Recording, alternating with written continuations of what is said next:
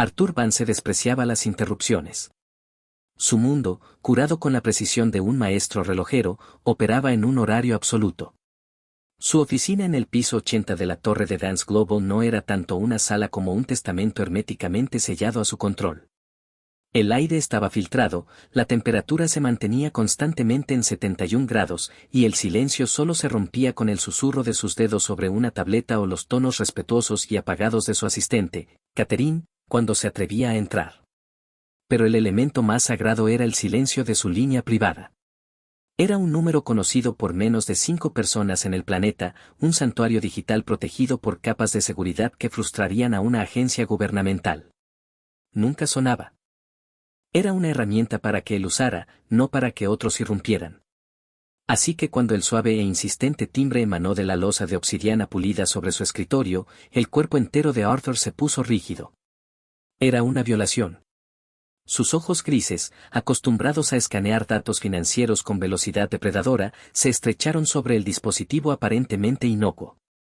Vio el número bloqueado y su mandíbula se tensó. ¿Un rival corporativo jugando un estúpido juego?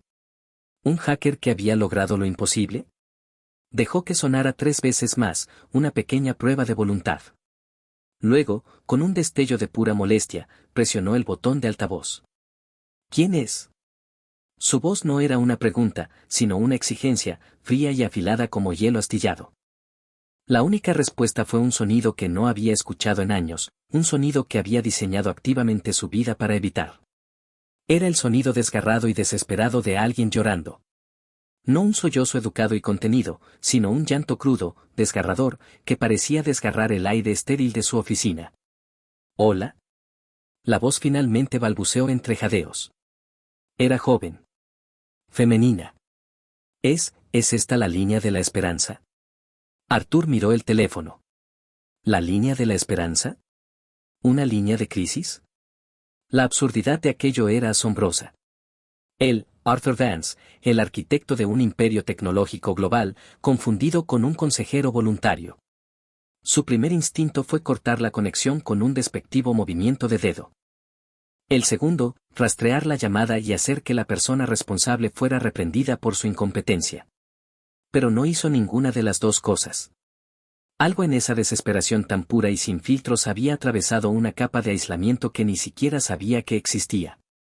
Era un sonido de absoluta ruptura. Él era un hombre que comandaba legiones de ingenieros y negociaba acuerdos multimillonarios antes del desayuno, y ella no era más que una chica cuyo mundo se desmoronaba en una tormenta de lágrimas. Ninguno de los dos podía saber que un solo dígito marcado incorrectamente estaba a punto de forjar la conexión más importante de sus vidas. Esta era la historia de cómo una llamada destinada a una línea de crisis se convirtió en un salvavidas que terminaría por salvar más de un alma, demostrando que, a veces, los mayores errores conducen a las correcciones más profundas. Leonora, o Leo, de 17 años, vivía una vida definida por lo opuesto al silencio. Su mundo era una cacofonía constante de ruidos. El gemido del radiador antiguo en su estrecho apartamento de 2 habitaciones. El ulular de las sirenas desde la calle, 5 pisos más abajo. La televisión que nunca se apagaba y servía como niñera para su hermana pequeña, Maya. Y, sobre todo, los pensamientos frenéticos y preocupados que rebotaban dentro de su mente, un clamor interno incesante de responsabilidad y miedo. Leo era artista. Era el único lugar silencioso que tenía. Cuando abría su cuaderno de bocetos gastado y lleno de esquinas dobladas, el mundo y sus demandas se desvanecían en un zumbido apagado. Con un pedazo de carbón o un simple lápiz podía crear mundos de impresionante belleza y emoción silenciosa. Dibujaba el rostro de su hermana, capturando la inocente esperanza que sentía que era su deber proteger. Dibujaba las manos de su madre, callosas y cansadas por 2 empleos, pero siempre gentiles. Dibujaba el horizonte de la ciudad desde la escalera de incendios, transformando los ladrillos sucios y los cables enredados en algo majestuoso, algo lleno de esperanza. Su talento no era simplemente una habilidad, era una forma de respirar. Pero últimamente, se estaba ahogando. La muerte de su padre 3 años antes había sido el inicio de todo, una enfermedad repentina que arrancó el corazón de su familia y los hundió en una lucha económica que nunca parecía terminar. Su madre trabajaba sin descanso, un fantasma en su propio hogar, saliendo antes de que saliera el sol y regresando mucho después de que se pusiera.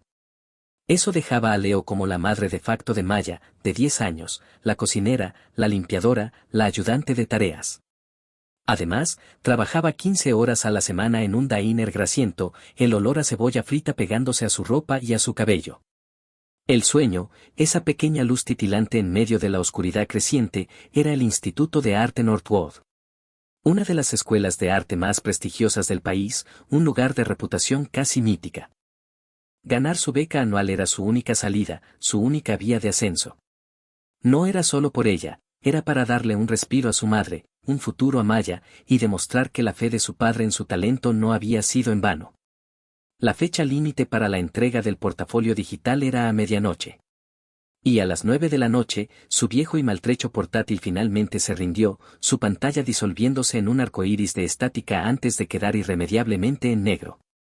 Con él se fue su portafolio, su aplicación, su esperanza. La tarifa de inscripción, $100 que había ahorrado con esfuerzo saltándose almuerzos, ya no servía de nada. Fue el peso final y aplastante. Sintió como el suelo se abría bajo sus pies. Había encontrado el número de una línea de crisis en un volante arrugado de la clínica comunitaria. En la tenue luz de su habitación compartida, con Maya durmiendo plácidamente a pocos pasos, los dedos de Leo temblaron mientras marcaba los números en su teléfono barato. Se equivocó en el último dígito. Al otro lado de la ciudad, en su fortaleza de vidrio y acero, la vida de Arthur Vance era un ejercicio de vacío cuidadosamente curado. A los 58 años, había logrado todo lo que alguna vez se propuso. Vance Global era un titán de la industria, un gigante que moldeaba la forma en que el mundo se comunicaba, trabajaba y vivía. Su nombre era sinónimo de innovación y eficiencia implacable. Su patrimonio neto era una cifra tan vasta que se había convertido en una abstracción.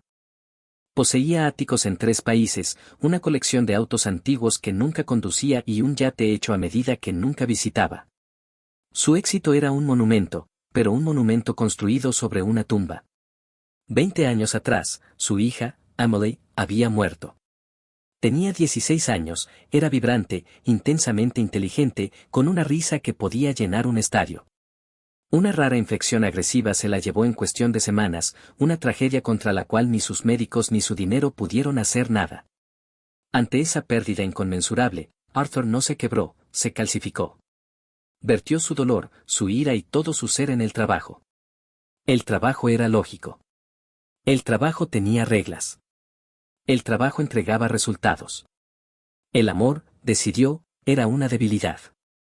Su esposa, incapaz de penetrar la fortaleza de dolor y ambición que él había construido, lo dejó una década después.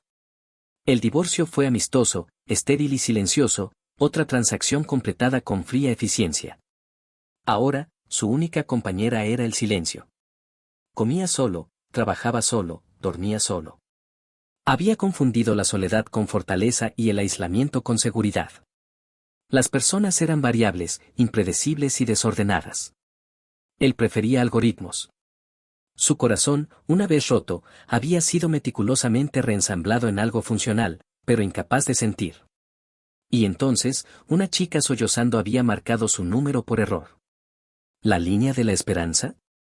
Repitió Arthur, con incredulidad aún en su tono. Sí, sollozó Leo, ajena a la frialdad en su voz. Yo, lo siento, es que, necesito hablar con alguien. Cada instinto le gritaba a Arthur que colgara. Esto no era su problema. Era un inconveniente humano, desordenado. Tenía una reunión de directorio en Tokio, por videoconferencia, en 1 hora. Tenía informes trimestrales que analizar. No tenía tiempo para esto. Esta no es la línea de la esperanza, afirmó secamente. Ha marcado un número equivocado. Esperaba una disculpa nerviosa, un clic, y luego el retorno de su sagrado silencio. En cambio, su declaración tajante fue recibida con una nueva oleada de llanto, un sonido de desesperanza tan profundo que se sintió como un impacto físico. Oh, susurró ella, con la voz completamente rota. Oh, no. Ni siquiera puedo hacer eso bien. Y eso fue todo. Esa fue la frase que lo detuvo. La rendición absoluta en su voz. No era la súplica dramática de una manipuladora, era la entrega callada de un alma empujada demasiado lejos. Vio, en un destello de memoria indeseada, el rostro de su hija Amelie después de reprobar un examen de física para el cual había estudiado toda la semana. La misma mirada de devastación silenciosa. El recuerdo era un intruso no deseado, pero detuvo su mano. Espera, dijo Arthur, la palabra sintiéndose torpe y extraña en su lengua. Carraspeó. ¿Cuál es la naturaleza específica del problema? Era la pregunta de un CEO. Una solicitud de datos. Un problema que debía definirse y, de ser necesario, resolverse. Estaba trasladando la interacción a un terreno familiar. Leo, confundiendo su tono brusco con la firmeza de un consejero, no dudó.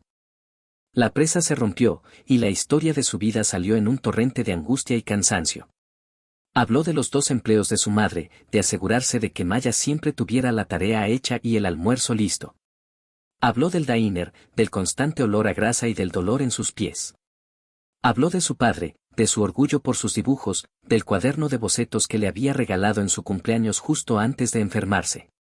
Y luego habló del arte, de la beca de Northwood. Era mi única oportunidad, lloró, con la voz gruesa de lágrimas contenidas. Mi única oportunidad de hacer algo hermoso, de construir una vida diferente para mi familia. Y mi laptop, se murió. Todo se fue. El plazo vence a medianoche. Se acabó. Les fallé a todos. Le fallé a él. Arthur escuchó. No interrumpió. Se levantó y caminó hasta la ventana inmensa, de piso a techo, que daba a la vasta extensión luminosa de la ciudad. Allá abajo, en una de esas millones de luces, estaba esa chica. Una completa desconocida. No debía importarle. Pero sus palabras estaban pintando un cuadro más vívido que cualquier gráfico financiero. Podía ver las manos callosas, el cuaderno desgastado, la pantalla rota de la computadora. ¿Eres artista?, preguntó, su voz más suave ahora, menos exigente. Intento serlo, susurró ella. Algo encajó en su mente. El Instituto de Arte Northwood. La fundación filantrópica de su empresa era un gran donante. Llevaba años firmando los cheques, su firma un acto desapegado de responsabilidad corporativa. Nunca leía los informes. Nunca asistía a las galas. Era solo otra línea en un balance. ¿Cómo te llamas?, preguntó. Leo, respondió ella. Leonora, pero, todos me llaman Leo. Leo, repitió él, el nombre sonándole sólido, real. Perder un portafolio es un revés. No es el fin de tu carrera. Se refugió en la lógica, en frases de gestión. Sonaban vacías, incluso para él. Usted no entiende, dijo ella, con un destello de frustración en su voz. No era solo un portafolio. Era prueba. Prueba de que podía ser más que esto. Más que estar cansada todo el tiempo. Él sí entendía. No los detalles, pero sí el sentimiento. Todo su imperio era prueba. Prueba de que podía sobrevivir a su dolor, de que podía construir algo tan grande que proyectara una sombra sobre el vacío de su vida. Él estaba tan desesperado por pruebas como ella. Háblame de tu arte, dijo, sorprendiéndose a sí mismo. Y así lo hizo. Durante los siguientes 20 minutos, Leo olvidó que hablaba con un desconocido en una línea de crisis. Describió su trabajo, cómo usaba la luz y la sombra para capturar emociones, su fascinación con el rostro humano, las historias grabadas en las arrugas alrededor de los ojos de una persona. Habló con una pasión incandescente, un fuego que ardía a través de su desesperación. Arthur permaneció inmóvil junto a la ventana, con las luces de la ciudad difuminándose debajo. No estaba escuchando sobre arte. Estaba escuchando la voz del talento puro y sin diluir. La voz del propósito. Era un lenguaje que había olvidado hacía mucho tiempo. El lenguaje que su hija usaba cuando hablaba de convertirse en astrofísica.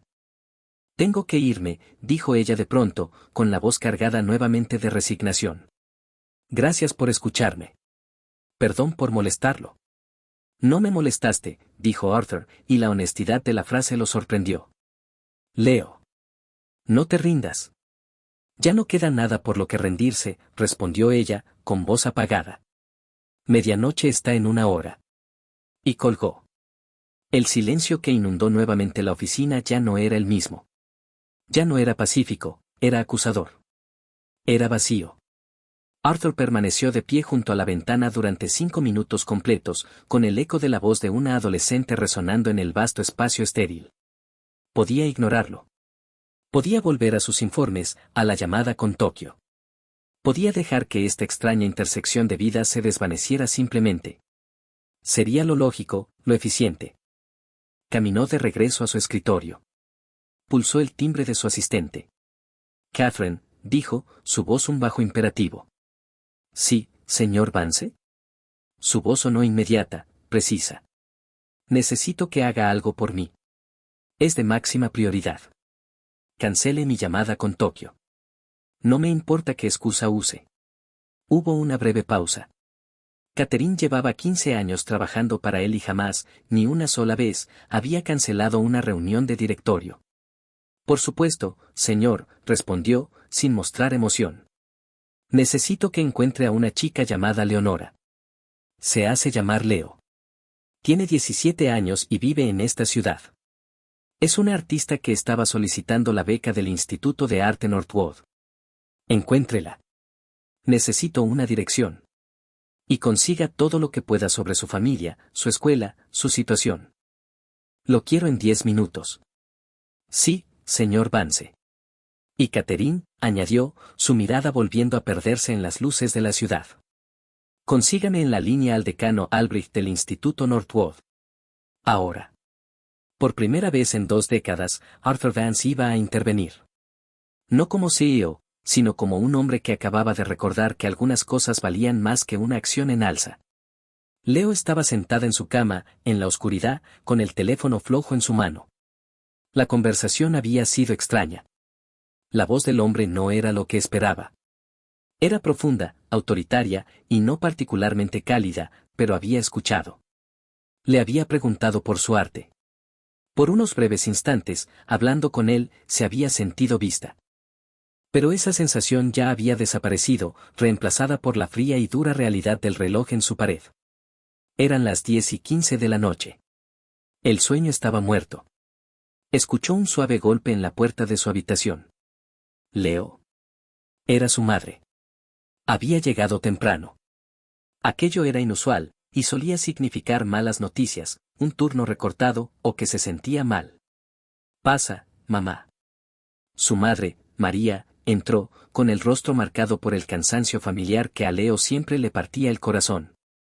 Pero esa noche, había algo más en sus ojos. Confusión.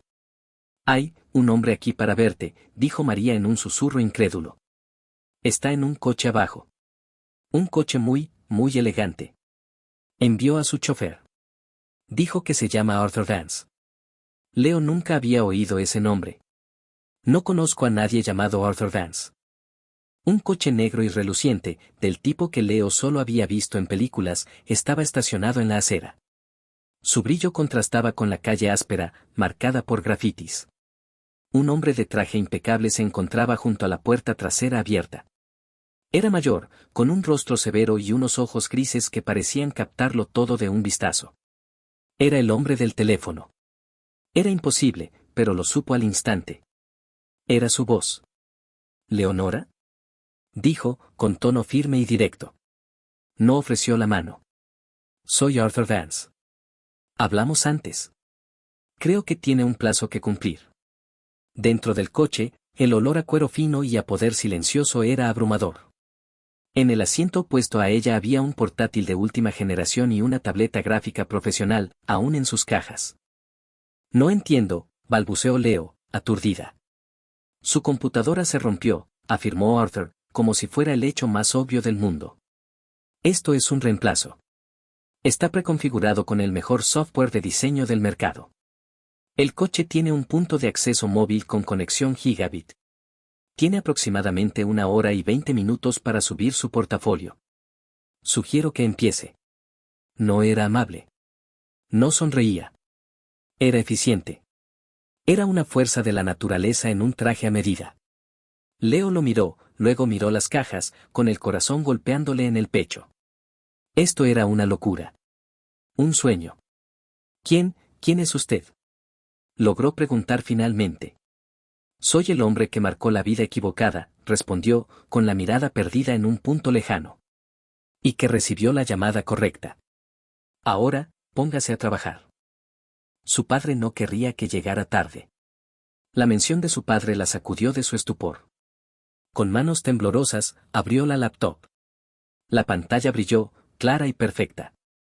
Durante la siguiente hora, la parte trasera de aquel coche silencioso y lujoso se convirtió en su estudio.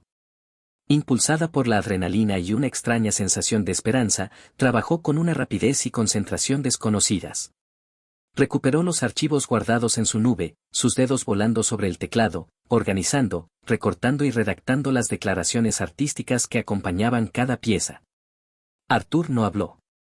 Simplemente permaneció sentado, mirando la ciudad deslizarse tras las ventanas polarizadas, mientras una adolescente a la que nunca había visto reconstruía frenéticamente su futuro en una computadora que él había puesto en sus manos. Estaba rompiendo cada una de sus propias reglas. Se estaba involucrando en una situación humana, desordenada. Y sin embargo, sentía un propósito que no había experimentado desde que ayudó a Amelie a construir un modelo del sistema solar para su feria de ciencias. A las 11:58 de la noche, con 2 minutos de sobra, Leo hizo clic en enviar.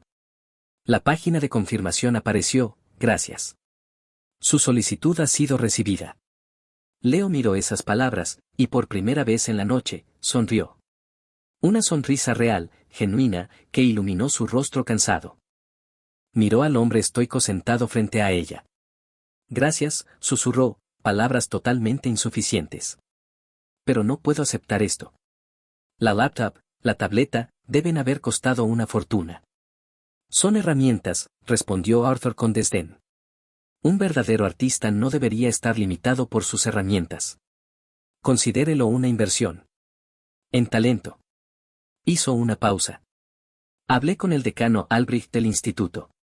Revisará personalmente su portafolio mañana. Está al tanto de las dificultades técnicas que enfrentó. La mandíbula de Leo cayó. ¿El decano? Había llamado al decano del Instituto Northwood. El coche se detuvo nuevamente frente a su edificio. El extraño y surrealista interludio había terminado. Buenas noches, Leonora, dijo Arthur, con su tono aún formal y distante.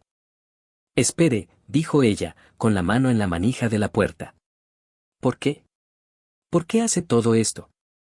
Arthur la miró, y por un fugaz momento, la máscara del poderoso CEO se deslizó. En sus ojos grises, ella vio un destello de una tristeza profunda, antigua. Porque el talento merece una oportunidad, dijo en voz baja. Y porque, por primera vez en mucho tiempo, alguien me recordó cómo suena la esperanza. Una semana después, llegó un sobreoficial, color crema. Leo había ganado la beca. Una beca completa. Pero ese no era el final de la historia. Era apenas el comienzo. La ceremonia de premiación fue un evento pomposo, lleno de autoelogio, celebrado en un gran salón con candelabros brillantes y un ejército de camareros sirviendo minúsculas porciones de comida. Leo se sentía completamente fuera de lugar en su único vestido decente, con su madre y Maya a su lado, igual de abrumadas. Estaba sentada en una mesa con varios miembros de la junta de la fundación, quienes le ofrecían sonrisas educadas y condescendientes mientras hablaban de tendencias de mercado y ganancias de capital, muy por encima de su comprensión. Entonces, el maestro de ceremonias anunció a un invitado sorpresa. Damas y caballeros, un hombre cuya visión ha moldeado el mundo moderno, el presidente de nuestro mayor benefactor corporativo, el señor Arthur Dance. Un silencio atónito cayó sobre la sala cuando Arthur caminó hacia el podio. Según el programa, debía hablar un vicepresidente junior. Arthur Vance no asistía a eventos como este. No daba discursos. Ajustó el micrófono, su mirada severa recorriendo a la audiencia de mecenas adinerados y académicos. Buenas noches, comenzó, su voz imponiéndose sobre todos. Durante 20 años, mi compañía ha firmado un cheque para esta institución. Ha sido una transacción. Un acto de filantropía corporativa desapegada. Yo firmaba los cheques, y nunca lo pensaba 2 veces. Estaba equivocado. Hizo una pausa, dejando que las palabras flotaran en el aire. Los miembros de la junta se removieron incómodos en sus asientos.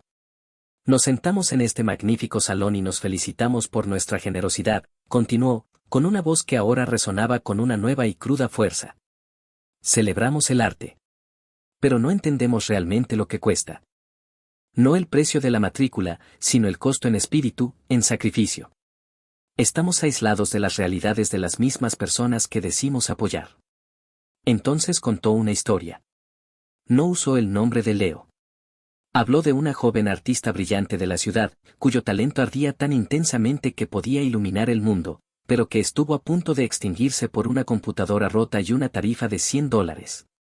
Hemos estado invirtiendo en una institución, dijo, buscando con la mirada a Leo entre la multitud. Pero hemos estado fallando a los artistas.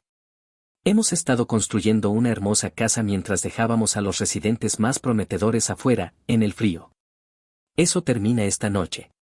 Anunció la creación de un nuevo fondo, efectivo de inmediato. El Fondo Memorial Emily Vance. Una suma tan colosal que arrancó un jadeo colectivo de la audiencia. No solo cubriría la matrícula.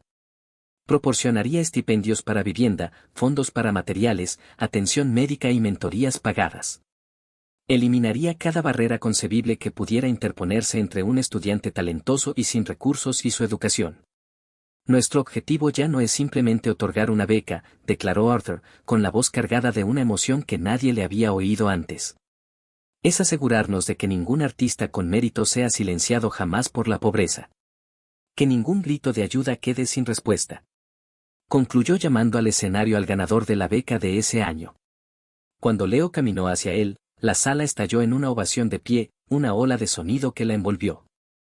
Vio que los miembros de la junta ya no sonreían con condescendencia, la miraban con un nuevo respeto. Arthur le estrechó la mano en el escenario. Felicidades, Leo, susurró, solo para ella. Las herramientas son tuyas. Ahora, ve y construye algo hermoso. Leo no solo aceptó su nueva vida, ayudó a transformarla. Durante una de sus ahora habituales reuniones con Arthur, reuniones que ya no se celebraban en su oficina estéril, sino en cafeterías y museos, hizo una propuesta. No quería ser solo estudiante. Quería retribuir. Propuso usar una parte del nuevo fondo para establecer un centro comunitario de arte gratuito en su antiguo vecindario, un lugar seguro donde niños como Maya pudieran aprender y crear. Arthur no solo aceptó, se convirtió en su socio. Él, el hombre que dirigía un imperio global con hojas de cálculo y datos, se encontró asistiendo a reuniones comunitarias, escuchando las preocupaciones de los padres locales. Él, que no había sostenido una herramienta en 30 años, se descubrió pintando paredes y montando caballetes para el nuevo centro. El Centro de Arte Emily Vance abrió 6 meses después. Era un lugar vibrante, caótico y alegre, lleno del olor a pintura y arcilla, y del sonido de las risas infantiles. Leo, aunque seguía siendo estudiante a tiempo completo, era su corazón y alma, su directora fundadora. Enseñaba clases, orientaba a los niños más pequeños y cubría las paredes con su arte brillante y desinhibido. Arthur se convirtió en un visitante habitual. Llegaba en su coche oficial, aún vestido con su traje impecable, y se sentaba en silencio al fondo de un aula, observando a Leo enseñar. Veía la manera en que los niños la miraban, con asombro y adoración. Veía en sus ojos la misma pasión que había escuchado en su voz aquella primera noche al teléfono. No solo estaba financiando un proyecto, estaba presenciando una resurrección. De la esperanza. De la comunidad. De su propio corazón dormido. Pasaron los años. El fondo floreció, creando una nueva generación de artistas de cada rincón de la ciudad. El Centro de Arte se convirtió en una institución querida del vecindario. Leo se graduó de Northwood con los más altos honores y se dedicó de lleno a dirigir los programas comunitarios de la fundación, expandiéndolos por todo el país. Se convirtió en una artista reconocida por derecho propio, pero su mayor obra maestra era el legado de oportunidades que estaba construyendo. Una tarde fresca de otoño, 5 años después de aquella llamada fatídica, Arthur y Leo estaban juntos en la galería principal del centro. Las paredes estaban cubiertas de fotografías de los graduados del programa, rostros jóvenes y sonrientes, llenos de promesa. Pasé 30 años construyendo un imperio de vidrio y acero, dijo Arthur, con voz tranquila y reflexiva. Ya no se veía tan severo. Las líneas duras de su rostro se habían suavizado. Pensaba que ese era mi legado. Un monumento a mi éxito. Pero estaba vacío. Señaló la pared repleta de rostros sonrientes. Esto, dijo, con la voz quebrándose levemente. Esto es un legado real. Este es el legado de Amelie. Leo sonrió, una sonrisa cálida y serena que hacía mucho tiempo había reemplazado a la desesperación que él había escuchado en aquella primera llamada. Ella lo había salvado tanto como él la había salvado a ella. Él había sido un rey en una torre de silencio, y ella una chica llorando en la oscuridad. Un simple error, un número mal marcado, se había convertido en el hilo que unió sus dos mundos dispares. Fue un recordatorio poderoso de que el verdadero valor no se mide en precios de acciones ni en metros cuadrados, sino en las conexiones que forjamos. A veces, las llamadas más importantes que hacemos son las que nunca pensamos marcar, y las mayores fortunas se encuentran no en lo que poseemos, sino en lo que damos. La llamada correcta puede cambiarlo todo.